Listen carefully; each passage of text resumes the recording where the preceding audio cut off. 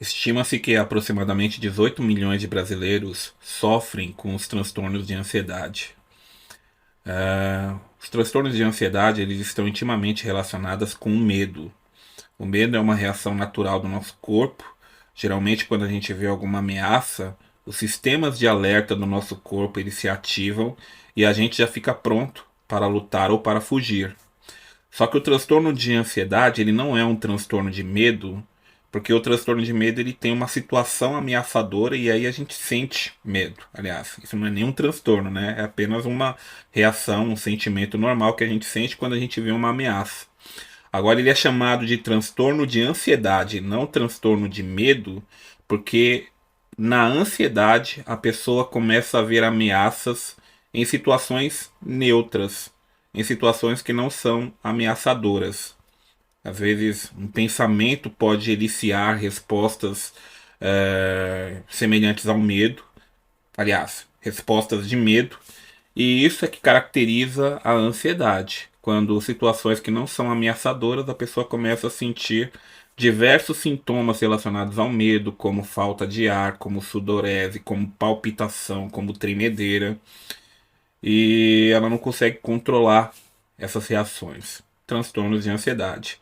Algumas que a gente conhece bem, fobia específica, transtorno de ansiedade generalizada, transtorno do pânico, ansiedade social, tudo isso são transtornos de ansiedade e, como mencionei no início, aproximadamente 18 milhões de brasileiros sofrem com isso. Mas além dele, tem um outro transtorno também, que aí é um transtorno de humor, que muitos brasileiros também estão sofrendo demais e provavelmente você conhece muitos a seu redor que passam por isso também, que é o transtorno de humor ou basicamente a depressão. Depressão ela é um transtorno de humor. Por que ela é um transtorno de humor? Porque ela é diferente da tristeza. A tristeza geralmente ela é situacional. Quando você passa por uma situação, como por exemplo a perca de um ente querido, você sente tristeza. Só que na depressão, a infelicidade da pessoa, ela é uma infelicidade abrangente. Ela começa a perder, ela começa a ter ausência de gratificações, de prazer em várias dimensões da vida. Eu poderia pontuar aqui para vocês dimensão pessoal, dimensão ocupacional, dimensão interpessoal, seus relacionamentos, dimensão material. Tudo isso são dimensões da vida. E quando ela tem uma insatisfação ou um histórico de frustrações em uma dimensão dessas, a gente chama isso de depressão específica. Mas quando ela tem frustrações em todas as dimensões da vida, isso é uma depressão generalizada. Por exemplo, uma pessoa que tem depressão na sua dimensão pessoal é a pessoa que começa a ver que ela não tem, para ela não tem características apreciáveis. Ela é uma pessoa que ela não gosta de ser. Então ela começa a formar diversos pensamentos, conceitos, autoconceitos negativos sobre ela. Começa a pensar que é uma fracassada, inútil, incompetente e outros tipos de autoconceitos negativos decorrentes dessa dimensão quando ele é atingida pela depressão. Além de pensamentos assim, a pessoa também pode começar a ter pensamentos desesperançosos, que é quando ela não vê nenhuma alternativa ou nenhuma forma disso, da situação que ela está passando mudar. Ela não vê nenhuma alternativa, não vê como sair dessa situação. E isso são pensamentos desesperançosos, que aí quando vai se agravando, a gente chega à cronicidade da depressão, que é o agravo, que é quando começa a surgir pensamentos depressivos. Nos pensamentos depressivos, a pessoa começa a não ver sentido em nada na vida. A vida, aliás, começa a perder o sentido e ela conclui que não vale mais a pena viver. E aí, quando ela começa a pensar dessa forma, primeiro vem esse pensamento, justamente de que não vale mais a pena viver.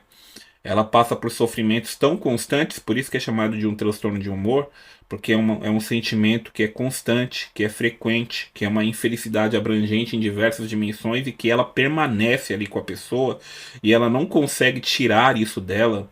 Isso se torna tão intrínseco à pessoa que até os neurônios eles começam a ser influenciados por isso, porque a pessoa começa a deixar de produzir neurônios de gratificações, de prazer, como a serotonina, por exemplo, né? E é por isso que existem os remédios, as medicações, para que, para que ele possa influenciar a pessoa a produzir neurônios relacionados ao prazer. Mas o corpo ele vai se adaptando a isso. E aí a pessoa fica nesse estágio de sofrimento. E quando chega nesse agravo, que a pessoa começa a pensar na morte, na possibilidade da morte, o que ela quer na realidade matar não é a si. Ela quer matar esse sofrimento que é permanente, que é constante, que não sai da vida dela. E aí o primeiro pensamento é esse: é eliminar a própria vida. Aí depois ela começa a pensar em métodos para isso. O que, que eu tenho que fazer para poder acabar com a minha vida? Então ela vai pensando em meios, em métodos, vai traçando como que ela vai fazer isso, até que finalmente ela idealiza. E geralmente, na maioria dos casos, quando a pessoa idealiza, as pessoas que estão ao redor ficam surpresas porque jamais imaginavam que a pessoa estava pensando desse jeito, né? É difícil, como profissional, a gente dar alguma orientação específica em transtornos assim, porque cada pessoa ela tem um histórico específico que ajudou a formar esse transtorno e ela tem uma maneira como esse transtorno ele é manifestado. E esse estudo clínico, esse estudo, aliás, de como ela formou isso, é um estudo clínico. Então não tem como a pessoa descobrir essa formação e criar intervenções por si próprio. Então é muito difícil você dar uma recomendação específica do que a pessoa tem que fazer para cada um desses transtornos. Mas se eu pudesse dar uma orientação específica para cada um deles, para o transtorno da ansiedade eu diria o seguinte: enfrente seus medos. Não existe superação de medo sem enfrentamento. Então aprenda a enfrentar os seus medos. Isso é super importante, porque todo medo que você evita, toda situação que você evita por causa do medo, você só fortalece o padrão que você tem. Você fortalece principalmente a ansiedade que você tem. Então aprenda a superar os seus medos, a enfrentar os seus medos. E na depressão eu diria para aprender a para aprender a pensar mais positivo, a olhar as coisas positivas da vida, a semear pensamentos positivos. Isso é super importante porque independente do histórico de frustração, a vida ela fornece muitas coisas boas. E mesmo nas situações difíceis, muitas coisas boas aconteceram que por causa do seu estágio de humor você aprendeu a não observar isso, mas aprenda a observar as coisas boas que acontecem. Isso é super importante para a gente aprender aprender a plantar sentimentos positivos para que ele possa suplantar esse período depressivo.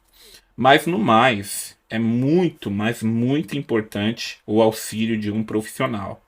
É o profissional que vai ajudar a criar intervenções específicas para justamente esse histórico específico e essa manifestação específica que eu mencionei há pouco.